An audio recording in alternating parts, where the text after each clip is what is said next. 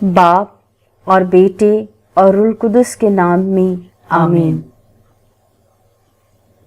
میرے لوگوں نے مجھ آب حیات کے چشمہ کو ترک کر دیا ہے اور اپنے لیے حوض کھودے جن میں پانی نہیں ٹھہر سکتا۔ آج کی پہلی تلاوت ارمیا نبی کا صحیفہ، اس کا 2 باب، 1 سے 3، 7 سے 8 اور 12 سے 13 آیات مقدسہ۔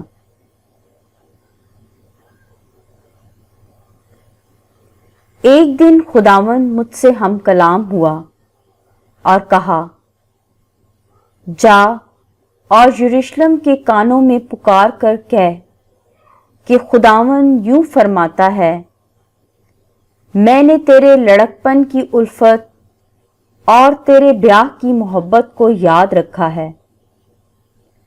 جب تو بیابان میں، یعنی ایسی زمین میں جہاں کھیتی نہیں، میرے پیچھے چلتی تھی۔ اسرائیل خداوند کا مقدس اور اس کی افزائش کا پہلا پھل تھا۔ جتنے اسے کھا جاتے تھے وہ سب مجرم ٹھہرے، ان پر آفت آتی تھی، یوں خداوند کا فرمان ہے۔ میں نے تم کو زرخیز سرزمین میں داخل کیا تاکہ تم اس کے پھل اور اس کی اچھی چیزیں کھاؤ، لیکن جب تم داخل ہوئے تو تم نے میری سرزمین کو ناپاک کیا اور میری میراث کو مکروہ بنایا۔ کاہن نہیں کہتے تھے کہ خداوند کہاں ہے؟ اور شریعت کے محافظین نے مجھ کو نہ جانا، اور چرواہے مجھ سے سرکشی کرتے تھے، اور انبیاء بال میں پیشن گوئی کرتے تھے اور ان چیزوں کے پیچھے جاتے تھے جن کا کچھ فائدہ نہیں۔ اے افلاک، اس بات پر تعجب کرو اور بشدت حیران ہو اور بہت مضطرب ہو، یوں خداوند کا فرمان ہے، کیونکہ میری امت نے دگنی شرارت کی، انہوں نے مجھ آب حیات کے چشمے کو ترک کیا اور انہوں نے اپنے لیے حوض کھودے، یعنی ٹوٹے ہوئے حوض جن میں پانی نہیں ٹھہر سکتا۔ پاک کلام کے پڑھے اور سنے جانے پر خدا کی برکت ہو، خداوند کا شکر ہو۔ زبور 35، اس کی 6 سے 11 آیات مقدسہ۔ جماعتی جواب، اے خداوند تیرے پاس چشمہ حیات ہے، اے خداوند تیرے پاس چشمہ حیات ہے۔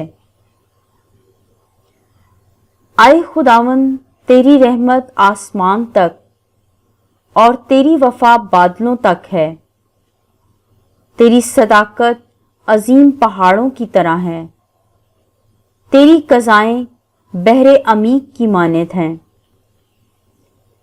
جماعتی جواب، اے خداوند تیرے پاس چشمہ حیات ہے۔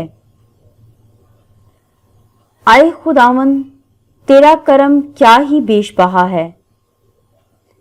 اے خدا، بنی نوع انسان تیرے پروں کے سائے کی پناہ لیتے ہیں، وہ تیرے گھر کے فیض سے آسودہ ہوتے ہیں، تو ان کو اپنی خوشنودی کی نہر میں سے پلاتا ہے۔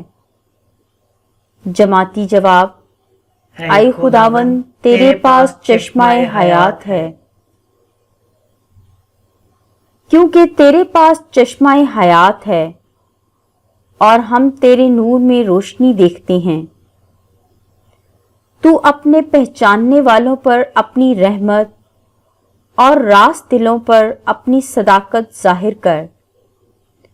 جماعتی جواب، اے خداوند تیرے پاس چشمہ حیات ہے۔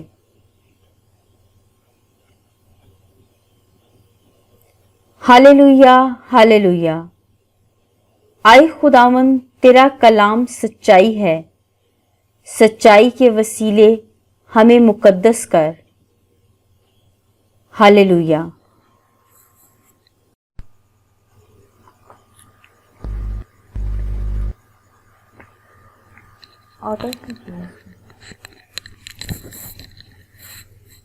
आसमान की बादशाही के भेदों की मार्फत तुम्हें बख्शी गई है, लेकिन उन्हें नहीं।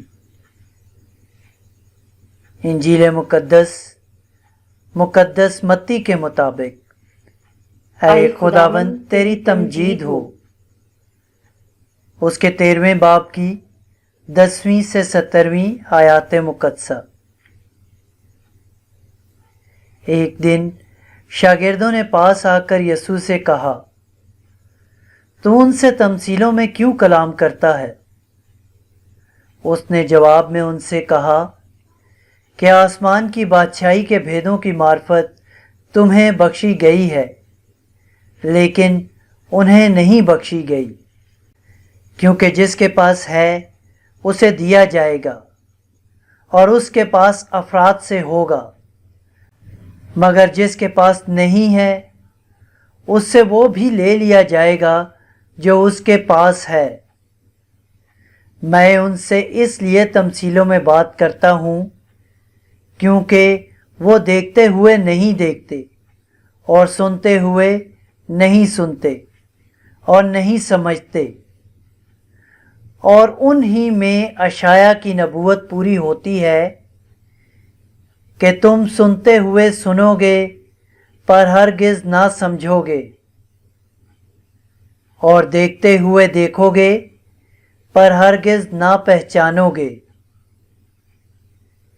क्योंकि इस कौम के दिल पर चर्बी छा गई है और वो कानों से ऊंचा सुनते हैं और अपनी आंखों को बंद कर रखा है। ऐसा ना हो कि आंखों से पहचाने या कानों से सुने और दिल से समझ कर रजू लाएं और मैं उनको शिफा बख्शूं। लेकिन मुबारक हैं तुम्हारी आंखें, इसलिए कि वो देखती हैं, और मुबारक हैं तुम्हारे कान, इसलिए कि वो सुनते हैं। क्योंकि मैं तुमसे सच कहता हूँ कि बहुत से नबी और रास्तबाज आरज़ूमंद थे कि जो तुम देखते हो देखें पर ना देखा, और जो तुम सुनते हो सुने पर ना सुना। इंजील मुकद्दस के वसीले से हमारे गुनाह माफ किए जाएं। ऐ मसीह, तेरी सिताइश हो।